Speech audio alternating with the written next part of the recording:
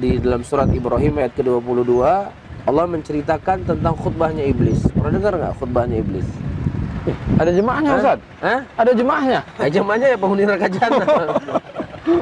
Ya kan Allah menceritakan dalam Al-Quran, ya, ketika perkara-perkara sudah selesai, orang yang masuk surga, yang masuk neraka, Allah memberikan kesempatan kepada iblis untuk menyampaikan khutbah dalam neraka. Ngeri nggak kira-kira? Ngeri pasti kan? Dan dari kasih sayangnya Allah telah membongkar kepada kita apa teks yang akan dikhutbahkan oleh iblis nanti di yaumul qiyamah. Jadi kita wajib kita untuk ya mendengar khutbah iblis di dunia saja. Apa yang Allah sebutkan dalam Al-Quran. Jadi jangan sampai nanti di dalam neraka kita berada di sof yang paling terdepan sampai lihat ke atas seperti ini ya. Jadi ketika itu iblis berkata, "Nam, innallaha wa'adakumul wa'dal haqqi wa'adtukum fa akhlaftukum." Sesungguhnya Allah telah berjanji kepada kalian dengan janji yang hak dan semuanya telah didapatkan. Adapun aku telah berjanji kepada kalian dengan sebuah janji dan aku selisihi janjiku pada hari ini. Ya, syaitan ketika dia mendatangi manusia, pasti dia akan membawa sesuatu yang seakan-akan itu adalah indah dan lezat.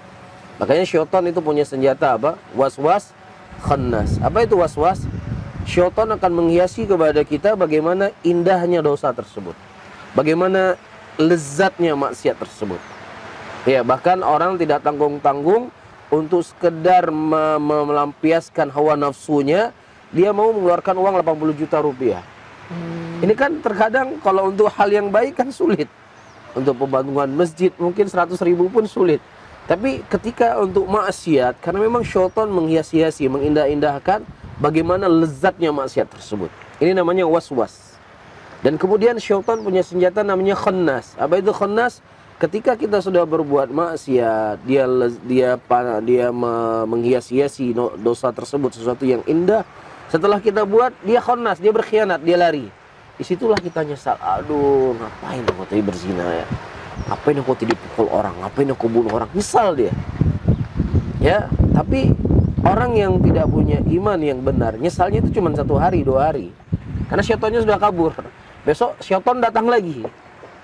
Dia datang lagi, dia goda manusia dengan segala hal yang dia punya. Iya.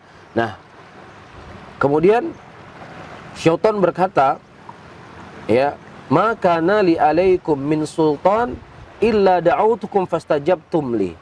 Tidaklah ada bagiku kekuatan apapun kecuali aku hanya mengajak kalian kepada jalanku dan kemudian kalian menyambut. Maka pada hari ini kata syaitan, "Fala talumuni walumu anfusakum." Jangan engkau salahkan diriku, tapi salahkanlah dirimu sendiri. Kira-kira gimana? Sedih nggak kira-kira? Udah dia ngajak kita ke neraka, udah dia ngajak kita berbuat dosa, udah dia ngajak kita berbuat maksiat. Dia mengatakan, jangan salahkan saya, salah dirimu sendiri.